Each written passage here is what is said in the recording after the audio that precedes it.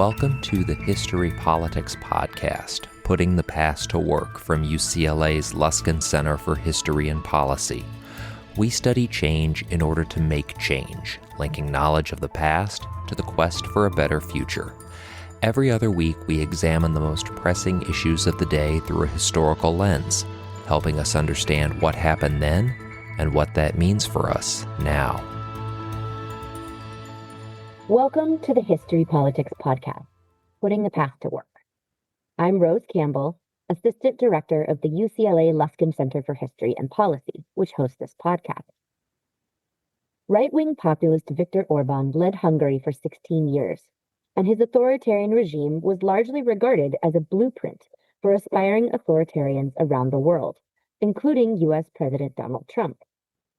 Orbán maintained power through a variety of methods, including rigging elections, attacking and dismantling institutions of higher learning like universities, and playing to populist ideas of the people versus the elite. In Hungary's national election in April 2026, the world was shocked when center-right candidate Péter Magyar defeated Orbán handily. Now, while Magyar is by no means a progressive, Orbán's defeat after so many years and endorsements from world leaders such as President Trump revealed the flaws in Orbán's autocratic system and presented a glimmer of what a post-autocratic future might look like. Joining me today to discuss this landmark election and what it means for Hungary as well as the U.S. is Professor Kim Lane Scheppele. Kim teaches international affairs at Princeton and is also a faculty fellow at the University of Pennsylvania Law School. She is one of the country's leading experts on the rise and fall of constitutional government. For many years, she lived in Hungary as well as Russia, studying how new constitutions were enacted and how repressive regimes responded to threats of terrorism. For the past decade and a half, she has shifted her focus to the way that new populist autocrats use their power and system of law to undermine constitutional institutions. Kim, thank you so much for joining us today. Thanks for inviting me. So let's get started with a little bit of background. How did you become interested in studying the rise and fall of constitutional governments around the world? And how did this lead to your study of populist autocrats in recent years? Well, I didn't start off studying the fall of constitutional governments. I started off studying their rise. And so I'd come into academia from being a journalist. And when the Berlin Wall fell, I thought, this is the biggest event of my lifetime. I want to go see it. I want to go study it. So I went very shortly thereafter, started traveling around Eastern Europe, auditioning countries to figure out where I would want to go to see how you dismantle the Soviet regime that had been put in place in all these countries and how they would build, or we didn't know, perhaps they wouldn't build, constitutional government. So after auditioning a bunch of countries, I moved to Hungary because that was the country where they'd set up almost immediately a constitutional court that quickly took over the role of more or less running the country. So I thought, we have systems that we've seen that have strong presidents, systems that are parliamentary systems. What about a governmental system where the court is the strongest actor? And so once I figured that out, with the help of a grant from the American National Science Foundation, I mentioned that because, by the way, Trump has just canceled this whole social sciences division of the National Science Foundation. So the grants that got me to Hungary and then to Russia are no longer going to be available. And I really think that's tragic, not because of my future, because I'm done with field work, I think, but more or less because I'm not sure who can do it after me. Anyway, I went with a National Science Foundation grant to work at the Hungarian Constitutional Court, went for 1 year, stayed for 4 years, met and married my husband who was from Russia. So then I transferred my scholarly interest to Russia. And in both cases, it was very optimistic in the 1990s and in the early 2000s, because everybody thought, Hungary surely, even Russia looked promising. So I didn't start off studying the fall of constitutional governments. I started off studying their rise. So let's talk a little bit about your time in Hungary and living there under the rule of Viktor Orbán. What were his tactics and how did he stay in power for so long? Well, Viktor Orbán, and I might say also Vladimir Putin, they're both lawyers, who came to power with an acute knowledge of how their legal systems worked and what were the strengths and weaknesses of those systems. So when Viktor Orbán came to power, he understood that the Constitutional Court was the main, institution that kept the constitutional government in line. So as soon as he came to power, and he came to power in 2010 through a kind of trick of the legal system, through which if you could get a strong plurality, you would get bonus seats. And in Orban's case, he won 53% of the vote and got 68% of the seats in the parliament in a system where a single two-thirds majority of this unicameral parliament could change anything about the Constitution. So basically, this election put him above the law. And in his first year in office, he made 12 amendments covering 60 different provisions of the Constitution. And a lot of it was aimed at capturing the Constitutional Court where I used to work. So I took it kind of personally. That's why I sort of dove back in and tried to figure out what's going on. And so what you could see was that they changed the appointments process. They expanded the number of judges. They changed the jurisdiction of the court. Within 3 years, they'd managed to capture the court. Within 3 years, they'd also managed to capture and defang essentially all the institutions that could have come after them. They captured, everything from, the Competition Office to the Public Prosecutor's Office. And I mentioned the Competition Office and the Procurement Office because all of that regulated the flow of EU funds that came into Hungary to develop it. They were able to divert a lot of those monies into private pockets to kind of keep a kleptocracy going. So basically, they were not in it for the ideology. They were in it for the money. That might sound a little familiar. You come to power and you kind of flip the rules. You get to control the Justice Ministry and the Justice Department and the Prosecutor's Office. You get obedient courts, and then you're off to the races. So that was really what happened very much in the early years. I mean, it took really until when the court was captured, the Constitutional Court was captured, which was in spring of 2013. And then they enacted these new election laws that basically rigged the elections in their favor for the next several cycles. It was all over. But it took the rest of the world probably another 6, 7, 8 years before they caught on to how badly things had been, diverted from a democracy into a dictatorship. And they didn't pay attention because all of those changes were formally legal. And as long as things were legal, it didn't raise, questions the way it should have. Interesting. So you think it took so long for the world to notice because it was technically all done legally, kind of up for, at least for the most part. Exactly. And, Vladimir Putin did exactly the same thing a little bit earlier. So he might have been the model for Orban. Vladimir Putin, again, a lawyer, changed the election system, actually allegedly in response to terrorist attacks. But, when Putin changed the election system, it meant that his party would dominate both houses of the Russian parliament. They've been in charge ever since. He's been president, and then, of course, he hit a term limit. So what did he do? He arranged to swap out his loyal, prime minister, who then changed the rules about the presidency, and then he came back, changed the rules about terms of office again. I think people underestimate how much what happened in Russia was legal as well. So this kind of, creating a dictatorship in plain sight through legal changes, it's just one of those things the world didn't expect. We all have those, kind of 1930s, 1940s black and white videos running in our head of tanks in the streets and, the war and the people marching down the streets with swastikas or, red stars or like whatever, right? That's our vision of how dictatorship happens, that it overthrows a government, that there's a radical break with legality as we knew it. And that's just not the way it's done anymore. And so what I think a lot of aspiring autocrats have learned is that if you can capture the levers of power and do so in a legal fashion, particularly if you're copying laws from other so-called good countries, but putting them to bad uses, it takes a very long time before anybody really understands what's going on. So to follow up on that, where do you see evidence of other aspiring autocrats using this example from Orban, but also from Putin, of operating within the legal system to enhance their own power? Yeah, so there's lots of examples. So when Hugo Chavez came to power in Venezuela, the first thing he did was to call for a constituent assembly to rewrite the Constitution. Then he rigged the rules of the Constituent Assembly so his people had this supermajority. They came out with a constitution that basically removed all the checks on presidential power. But, that might have aroused some suspicions. So what they put into the Constitution were a whole series of new labor rights, kind of social rights. And then they put this thing to a referendum, advertised it to the public as, look at all the new rights you get. So it passed the referendum because all of the capture stuff was done in the technical details of exactly how separation of powers works. And nobody gets excited about that part of the Constitution unless they're a lawyer, right? So then Hugo Chavez did it in Venezuela. Rafael Correa copied that in Ecuador.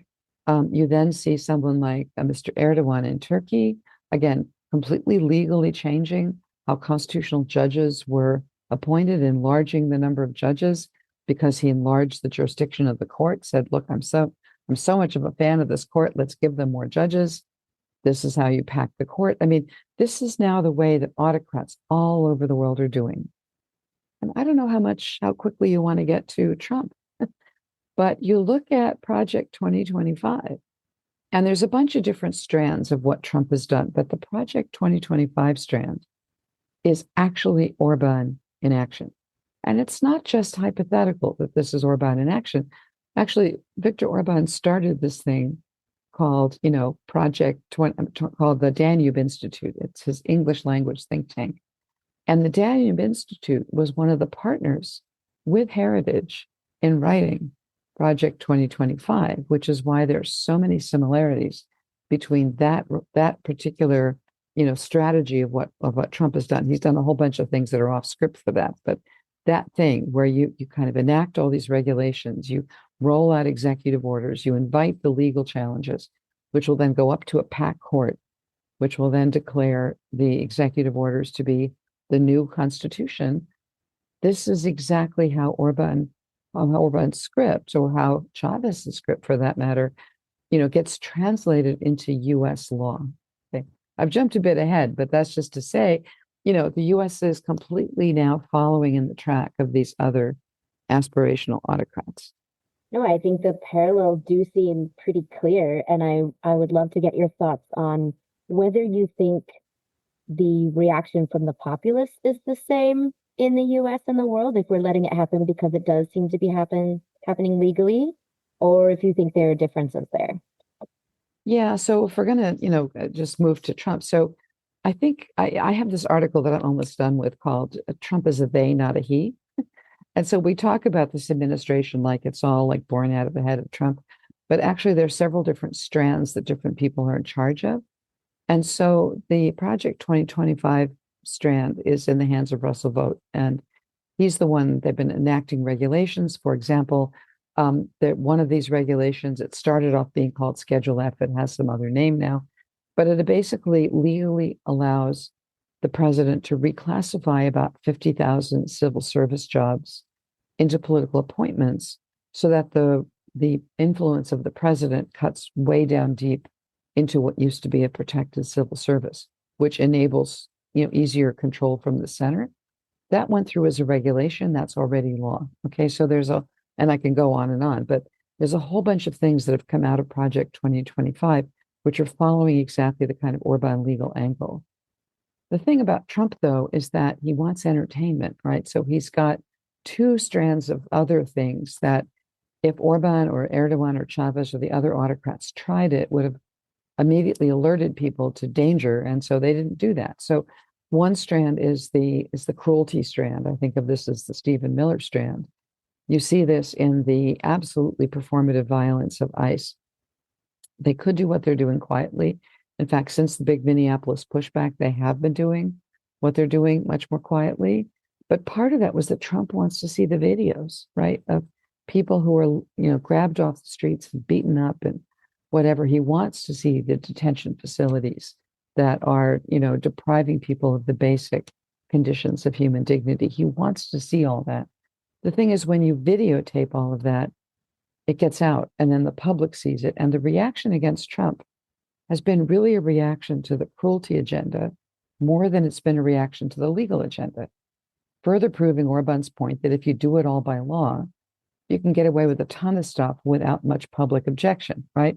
It's this other stuff that's really attracted the attention of a broader public. I mean, the lawyers are all excited about the law stuff, but the broader public has gone after the cruelty agenda. And then there's this third thing that Trump is doing that, Orban did a little bit of, but not very much, which is which is the international chaos agenda, like project the power beyond the borders. Orban's done quite a lot of that in supporting right-wing parties across Europe and now cobbling together the third largest party in the European Parliament. But when Orban does this stuff abroad, he plays more by the rules. He does it legally to find his way into the system and then try to blow it up from inside. Trump is just like, international law. I haven't even heard of it. It's just an obstacle, right? And so bombing things, kidnapping leaders, starting wars with no provocation, that's also attracted a lot of opposition because that's not on this usual autocratic script. It's too visible. You're seeing, people getting killed, snuff films, of the guys in boats in the Caribbean being put up on the Defense Department or White House websites, right? That's what's actually attracting the opposition to Trump. The quiet, legalistic autocrat just does the Russell vote lane, right? And the rest of it is, attracts too much attention and might actually divert the autocrat from being able to consolidate power before he's really done with all the legal changes. So that's how I think Trump has been actually quite different from Orban, but we shouldn't take our eyes off the ball. The Project 2025 legalistic agenda, which is the unitary executive, it's presidential control over much more of the landscape. It's sidelining how much Congress can control the president. Think of the immunity decision of the Supreme Court, which one way to understand that is to say Congress may not rein the president in with criminal laws. Okay, we're now on a track where the Supreme Court is almost surely going to say, and Parliament cannot rein the executive in on the structure of the executive branch. So Congress could set up agencies, but if the president doesn't want them, he can get rid of them. Yes, the Congress can set up, term limits or special terms of office for people whose terms should last longer than the appointment of a presidential term to insulate them from political control. Trump can't get rid of that because the Congress can't control that. Ditto with civil service law, ditto with appropriations. You see all this stuff kind of coming up to a Supreme Court that looks poised to enlarge presidential power and to cut the knees off, cut Congress off at the knees. And also, by the way, the Supreme Court is cutting off the power of lower courts too. They just, you get a 150-page reasoned decision based on, long evidentiary hearings by a district judge saying, this looks unlawful to me. Let's pause the action until we can assess the merits of the case. Goes up to the Supreme Court, and the Supreme Court says, fine, go ahead and cut these plaintiffs off at the knees. Go ahead and dissolve the agency, mass fire people, don't spend the money, whatever. So you see a court poised to turn this into such a presidential republic that it may cease to be a republic, that it's just presidential power. So that's the lane that Viktor Orbán modeled.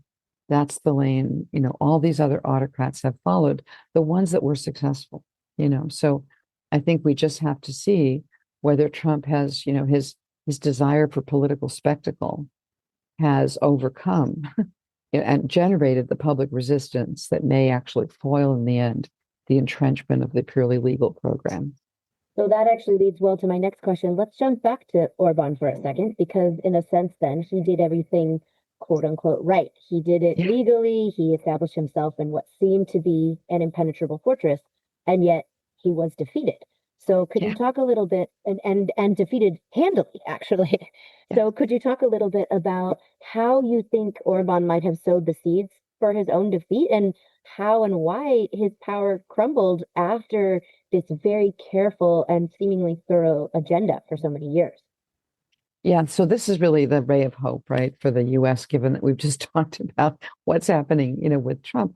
So here's the really interesting thing. It's almost always the case that autocrats, however clever they are at the beginning, they lose their edge, okay? And they lose their edge because once you have all the power, it becomes very tempting, as it was tempting for Viktor Orbán, to just steal whatever you can, right? To become as corrupt as possible. I think Orban always had in mind that really what his regime was about was not really ideology. He came out as Mr. Christian Europe, and I am defending, traditional values and all that kind of stuff. Okay, so first of all, no one's ever seen Orban in a church doing anything other than a photo op. Okay, the guy has zero religious background. He also is someone who, really hasn't believed almost anything that he's preached. And in fact, if you're really going after, you have all these target groups you're going after and so on. He didn't change the law on, for example, same-sex civil unions, didn't change the law on abortion, or like all the stuff that, somebody advocating the Christian Europe views that he might have done. So, this was all, the ideology was all for show. This was really a kleptocracy. So what happened was that Orban became more and more visibly corrupt. The amount of wealth that he and his cronies piled up became way too visible to ignore. So just to give you one example, because this was one of the things that kind of broke the dam, on talking about Orban's corruption, there was this guy, lone person. Okay, I want to emphasize this is not all the organized opposition parties got infiltrated, cut off at the hip, defunded, compromised. I mean, the political opposition in any organized form crumbled, right? So a lot of this that I'm going to talk about are solo actors, small groups of people, which means you can overthrow a government without a social movement till the last stages. Okay, so there's this one guy in parliament. His name is Ákos Hadházi. He's an anti-corruption campaigner. He also is, in his profession, a large animal veterinarian. This becomes crucial. So what happens is that he goes around and he's trying to find out, Orban's father is building this luxurious villa outside Hungary. There's this train, little tiny tourist train, paid for by European money, that goes from Orban's house to Orban's football stadium. There's a so-called woodland canopy. Sometimes you see in theme parks that, you get to climb upstairs and walk on a like an elevated platform through the forest where you get to see things. So they had one of those, except that it was built in a cornfield with no trees. Okay, so he's going around taking pictures of all this stuff and broadcasting Orban's corruption with all these EU funds. And then he rents a drone and he flies the drone over Orban's father's villa, which everybody understands is really Orban's villa. Orban never kept his wealth in his own name. So Hadházi gets this drone, flies the drone over Orban's father's villa, and then he spots a herd of zebra. Okay, so it turns out Orban's father had this herd of zebra. So here you have this large animal veterinarian who files a complaint with the animal protection authorities, with pictures, with documentation, with pictures of this is definitely a zebra. I have identified them officially as zebras. I am a large animal veterinarian. I know this stuff, right? So he files the complaint with the animal protection authorities and, of course, leaks it to, well, the press. We'll talk about what the press is because there is no free press in Hungary. So how do they do that? Hold that thought. This gets out. And suddenly, this becomes the symbol of Orban's corruption. And this starts to generate a social movement in which people start to put little zebra icons on all their messages, in which they show up wearing zebra costumes. The zebra just unleashes and focuses public attention on corruption. Okay. And so that's one big thing that happens. And so the zebra, like this regime is really corrupt. And then another thing happened. Orban pretends to be Mr. Christian Europe.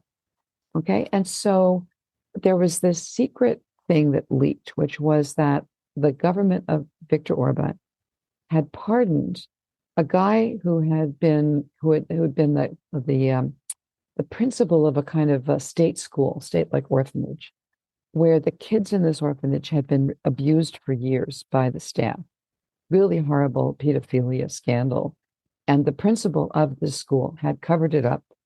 And he and the active abusers had all gone to jail. Word comes out that the head of this pedophilia scandal had been pardoned, and so Viktor Orbán says, well, the president who issues the pardon obviously has to go, and the justice minister who must have authorized the pardon also has to go. So he fires the justice minister and orders the president to step down. He can't fire the president, but the president, in shame, steps down. That's the trigger. Okay, what happens? Out of the woodwork, out of Orban's political machine, pops this guy that nobody but his friends has heard of, a guy called Péter Magyar. Okay, Péter Magyar, he's the guy who just became the prime minister of Hungary. Okay, so follow along the story, right? He jumps out of the woodwork. It turns out he's the ex-husband of the now ex-justice minister who was just fired by Orban. And he pops out and chivalrously defends his ex-wife and says, Viktor Orbán should not hide behind women's skirts. And then he discloses, and everybody knew that Judith Varga, his wife, and Péter Magyar had this acrimonious divorce that had been in the press. And apparently during the acrimonious divorce, Péter Magyar had taped conversations with his wife over the dinner table in which she disclosed a lot of the corruption inside Orbán's system. So he says, I'm going to go on television and disclose all of this. Okay, now here's where we get. I hope this is not too much in the weeds. This is just individuals doing things. Okay, the point of this is it's just like one brave person can do a huge amount, right? So there's no television. Orbán controls all the TV. There's no radio. Orbán controls all the radio. Orbán controls all the major newspapers. So what do? The opposition had set up a YouTube channel. And the YouTube channel would broadcast news every night. It broadcast special features. They had a media outlet, and it was YouTube. And Péter Magyar went onto YouTube with the tapes from his ex-wife and exposed corruption inside the Orbán government. This is how Péter Magyar became the focal point for everybody's anger at the Orbán system. And he leads off with more corruption allegations. Okay? You've got zebras. You've got this. Suddenly you've got people saying, wait a second, this is just a kleptocracy. This government does not represent us. And Péter Magyar starts going around giving speeches. By this time, he has no political party. It's just him solo. He has zip security. He puts out on Facebook, like, hi, follow me on Facebook, and I'm going to be here giving a speech, right? And so no infrastructure. He shows up and crowds start to gather. And there's a longer version of this, but the short version is this snowballs into the movement that became a political party called TISA. 3 months after he appears out of the woodwork, he runs this new party. I don't think he even knows who the people are on this party ticket. In the European elections, they get 1/3 of the vote in Hungary. Suddenly it becomes evident that he's got traction. And from this, he begins this campaign to become prime minister. Okay, now, 2 last things before I take up the entire podcast telling you how he wins the election, But the first thing is that he realizes he's a lawyer. Again, they're all lawyers. In Eastern Europe, somehow all these guys are lawyers. One reason why I love studying them, it's like my thing. But anyway, he understands the law, and Orbán had rigged the election rules. And the election rules were so rigged that a vote in the countryside counted 2 to 3 times as much as a vote in the cities. And Hungary has the same issue that the US has, that almost every country where you get these right-wing populists that pop up, it's because the cities vote left and the countryside votes right. Or the cities vote cosmopolitan, the countryside votes nationalist, right? And so Péter Magyar realized the only way you can win a Hungarian election is to win the countryside. The cities he knew he had in his pocket. The left didn't have anywhere to go, right, but him. So he goes out in person. And I think he counted that he went to more than 700 personal appearances in villages all over the country. There's a wonderful election map. If this were all, visual, I'd show you. There's a wonderful election map that shows you little dots on the map of every place that he campaigned in person. And then the color, blue for his party, orange for Orbán's party, of how they voted. And it's just a sea of dots surrounded by blue. I mean, it was in-person campaigning. It's that his followers got on Facebook and started multiplying his message. It's that Partisan, this YouTube channel, started broadcasting his rallies. Okay, Orbán controls the media. They had to work around absolute media control. Orbán had rigged the election rules. They had to figure out how did he rig them so that the campaign, the way it's organized, unrigs it, right? So on election, and his popularity keeps growing. He goes around, I mean, he's running his campaign on a shoestring because they have no funding as a party. He's pulling into towns in a rented pickup truck, and he drives it. He's like by himself or with like one aide. He gets out, stands on the flatbed of the truck, and starts to give a speech in these towns. He's really campaigning with no infrastructure and no security. And he says, look, I am not afraid, and this should not be a country of fear, and you should not be afraid either. And then he develops the message. Look at those corrupt autocrats and look at your life. Okay. Hungary had, after the pandemic, inflation that sometimes hit 20%, the highest inflation in the EU, stagnant economic growth. People were fed up. And so here you've got Orban's circle living in luxury with zebras, right? And in the meantime, the hospitals were falling apart, the school system was falling apart, public transportation was in a shambles. And so he starts to do things, Péter Magyar starts to do things like he goes around with his camera crew to hospitals and just walks into a hospital and shows you the peeling paint on the wall. And there the meme was, and the hospitals don't even have toilet paper. Okay. And so toilet paper memes. Okay. So you got zebra memes, you got toilet paper memes. His young followers, because again, he's very youthful, he's very energetic. He's got just a lot of energy, and it doesn't hurt that he's just charismatic.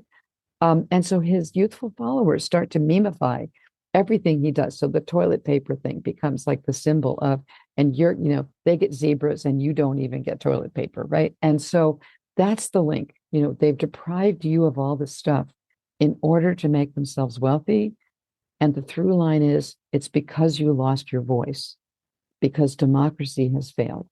So the only way to get it back is to turn out in numbers and vote the zebra-loving people out. Okay. And that's what did it, right? So he sweeps the countryside.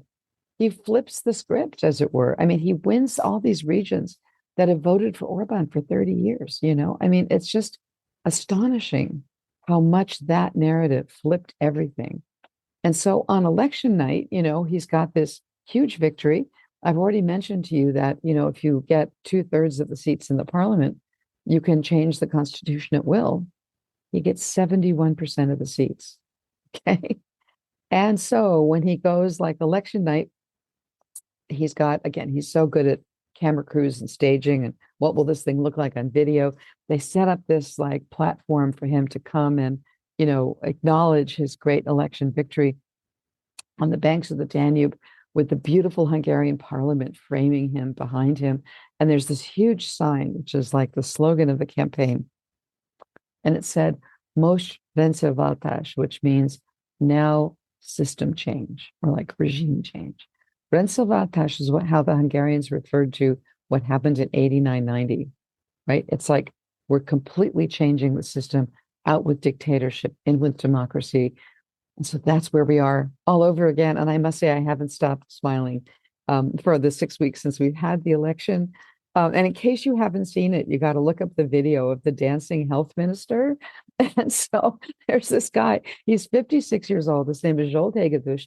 He's a very distinguished orthopedic surgeon. Apparently, he had invented some new procedures in Hungary so that the British National Health Service invited him to move there and reorganize parts of the National Health Service. So he's been living in the UK for the last 10 years. And he's agreed to come back and be health minister. And he just busts out into these dance moves on election night. And then they reprise it, with the actual singer who sang. They just had like a DJ doing the music on election night. By the actual inauguration, the actual singer, I think her name is Satira, came from London and actually sang that song. And Zsolt Hegedűs dances on the stage and gets the entire new parliamentary fraction, like all the new MPs, out on the stage dancing, which is the biggest change from like the Orban people don't dance. Okay. So the point is, it's good to have a revolution, better when you're having fun.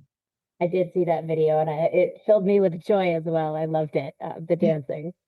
Yeah. So I'd be curious to your thoughts about what the future holds. We've had this landmark election. It seems very promising.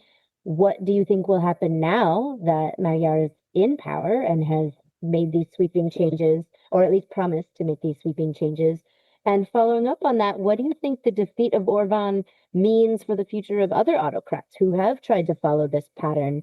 He seemed unassailable, and yet here we are. So what do you think that means for other governments? Yeah, well, let me start with the second one, which is that one of the ways that you overcome these places, these autocrats, is to do what Péter Magyar did. You have to reverse engineer the way the election system is rigged, recognize that that's what you're dealing with, and run your campaign to unrig the rules, right?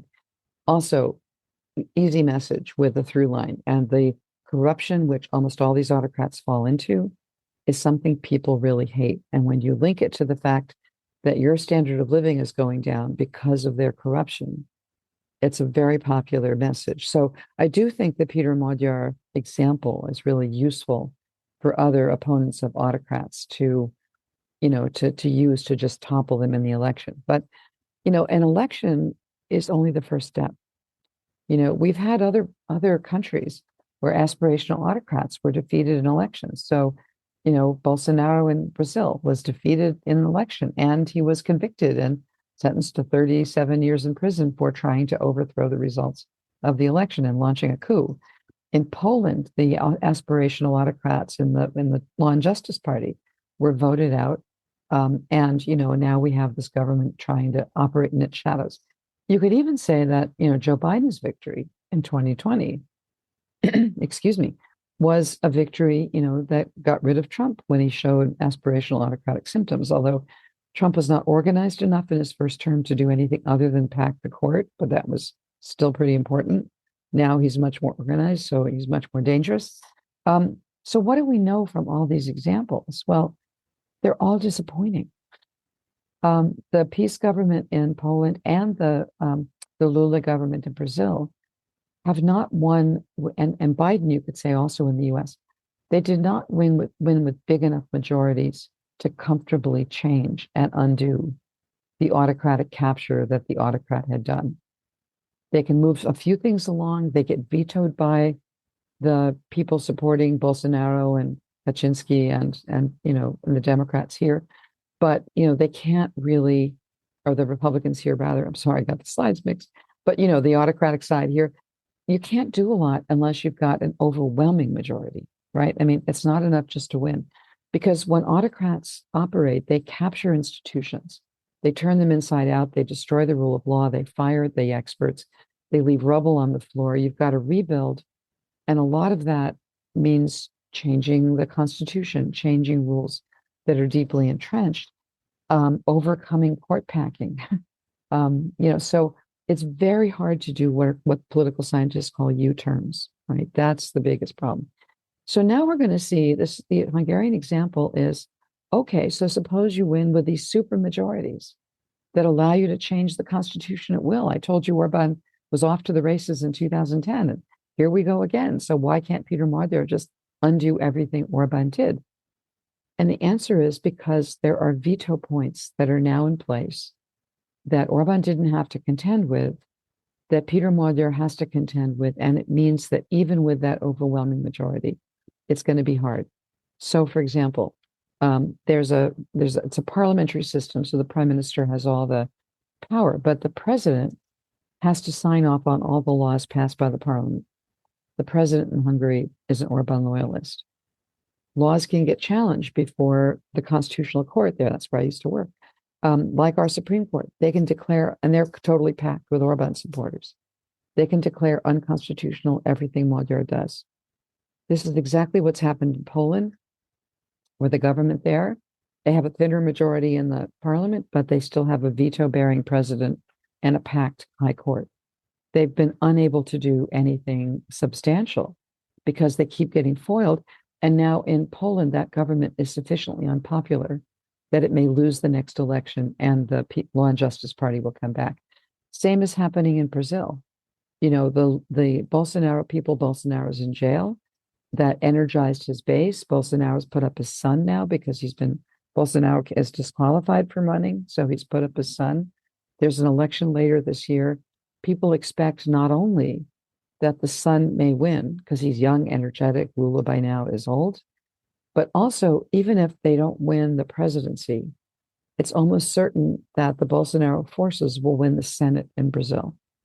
And under the Constitution of Brazil, a simple majority in the Senate allows them to impeach the judges of the Supreme Court.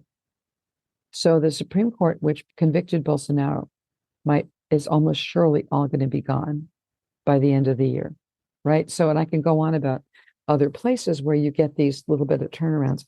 It's extremely hard, especially the more damage the autocrat does, the harder it is to undo it. And so this is why, thinking ahead to, and the good news is all dictatorships end eventually. It's just that a lot of them end in economic collapse or war, and you'd prefer to avoid that. But, they all end. And so the question is, how do you rebuild? And it will depend on where the choke points are, how much of a majority you've got, whether the public is on board, and in particular, whether the autocrats stand down. I hear so many comparisons to, well, Nazi Germany, look at how Germany behaved, or in, Japan or Italy. Those were all unconditional surrenders. Those were the forces of dictatorship disappeared. Ditto with post-communist Europe. I mean, when I moved, my first trip to Poland was in 1990. So within a year of when the wall fell, already nobody had ever been a communist, right? They just disappeared.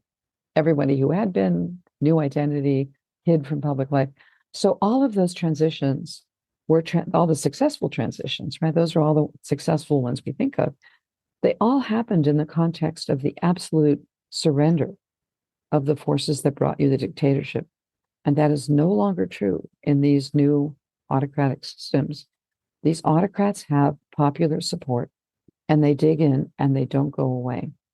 So we have yet to see a single successful case where everything an autocrat did while in power can ever be restored by the Democrat once the Democrat comes in, because they just don't have enough time in an election cycle to do that, and they may not have the legal majorities to do it.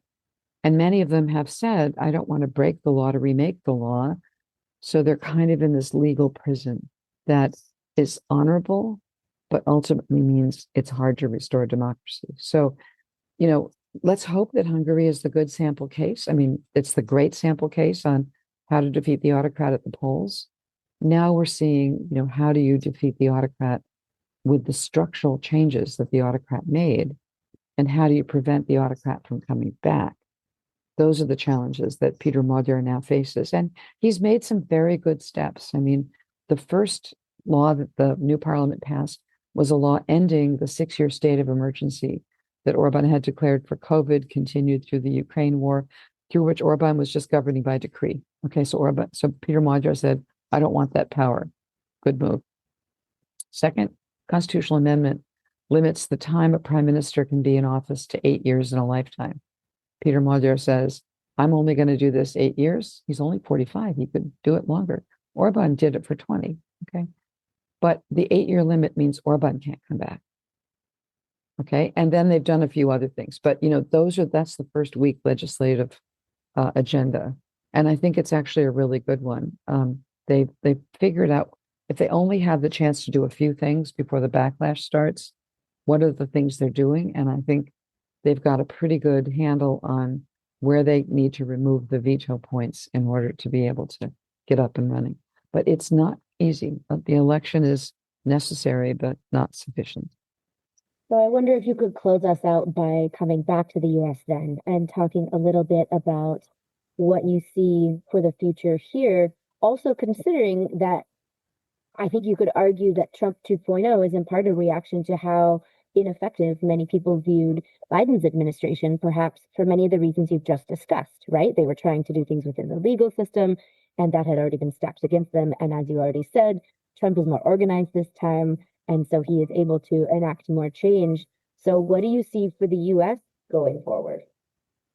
Yeah, so I mean, I think that what Trump has realized, or at least what the Project 2025 part of Trump, like I said, he's they, not he, but that strand is aimed at locking down power. That strand is very far along. And that's the one that's going to hobble any new government that comes in, right? A new government that comes in can tell ICE not to do all that stuff. A new government that comes in can end foreign wars. Okay, that you can do. But what can you do if 400,000 civil servants have been fired, carrying with them all of our expertise on environmental, on climate change, on, vaccines, on whole bunches of areas. What are you going to do with a packed court that will try to undo everything you do? What are you, so that you can just sort of go through the corruption of the system and the destruction of expertise. And how is it that you build that up? I mean, one of the things I think we can see is that it will not be enough to just go back to how we were, because how we were was too vulnerable to this kind of takeover. So what I think everybody needs to start doing, who wants to see the end of this government, is to start thinking about how we can rebuild in a different way. That's going to be a hugely heavy political lift. And that means that the next election that brings somebody else into power has got to be a wave election that is as big as the Magyar victory, right? Because if you don't have huge majorities, you will be constantly tripped up by the forces that, want to go back to the autocrat. I mean, amazingly, autocrats are popular, right? So I think what we need to do now, I know that being the Democratic Party, there's not one Project 2029, but about a dozen of them that I've heard of. The Republicans did one because, they're all much more organized to stand in, one line and do things together. Somehow the Democrats, like everybody's got to have their own version.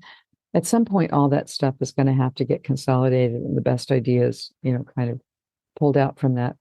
But it's also going to be really crucial, like for the ordinary person, right? If you don't feel like you're one of the Democratic Party strategists that's doing one of these things, then what you really need to do is to keep things alive long enough to persist into a new government. So individuals say to me, like, what can I do? So one of the answers is subscribe to every publication that's in danger of going under because they need whatever bits of money you've got, right? So that's one thing you can do.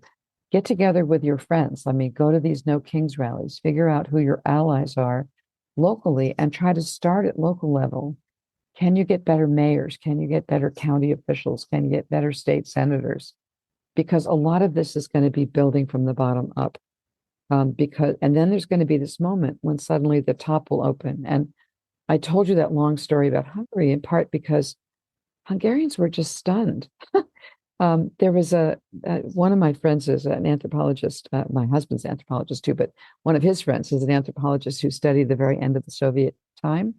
And there was this person who said to him, this quote that just rings with me as I watched this Hungarian election. This guy told our friend Alexei, he said, everything was forever until it was no more. Right? Like these things just fall.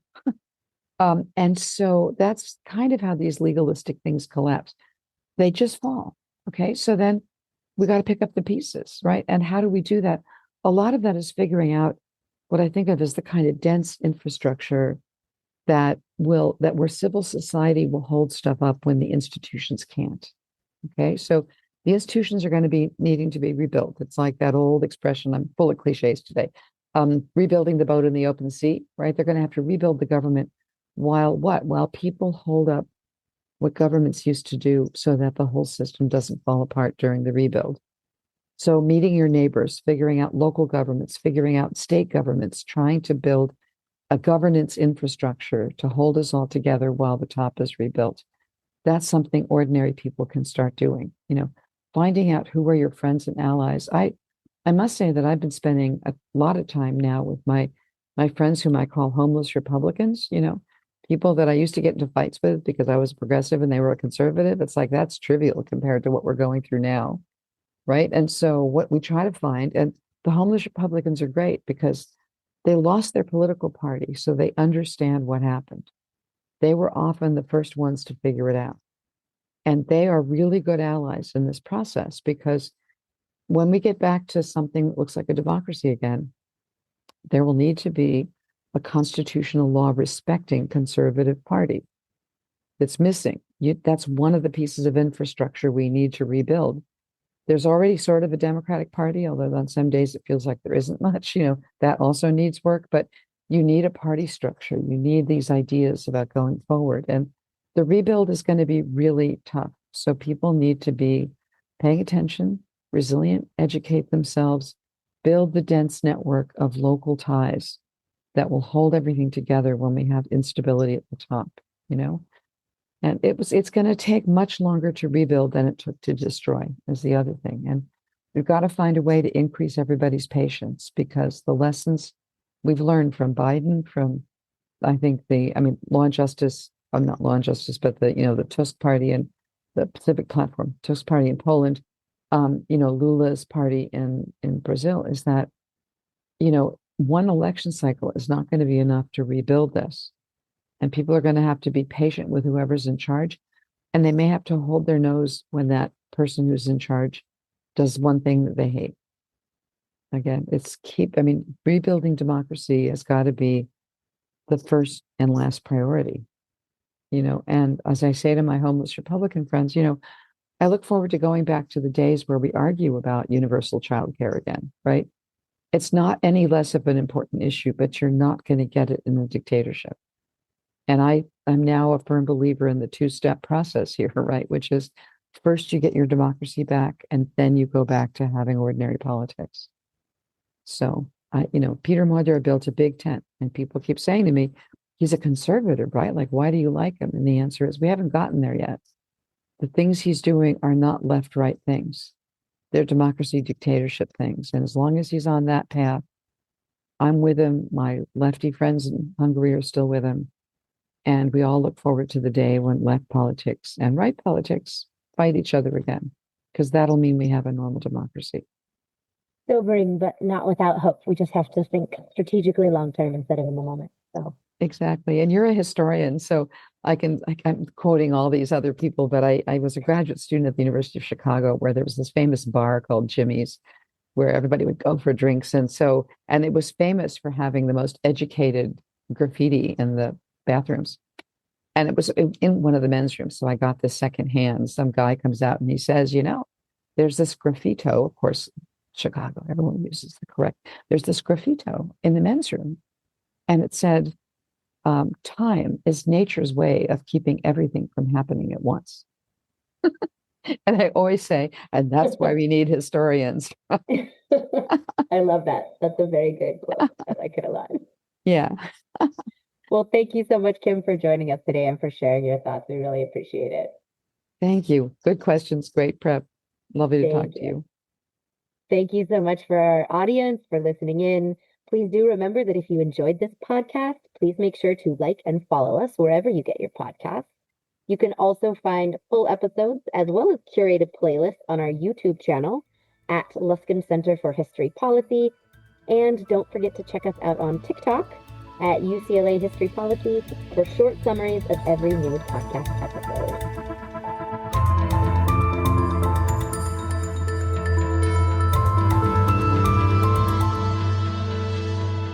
Thank you for listening to the History Politics podcast, Putting the Past to Work, from UCLA's Luskin Center for History and Policy. You can learn more about our work or share your thoughts with us at our website, luskincenter.history.ucla.edu. Our show is produced by David Myers and Rosalind Campbell, with original music by Daniel Reichman. Special thanks to the UCLA History Department for its support, and thanks to you for listening.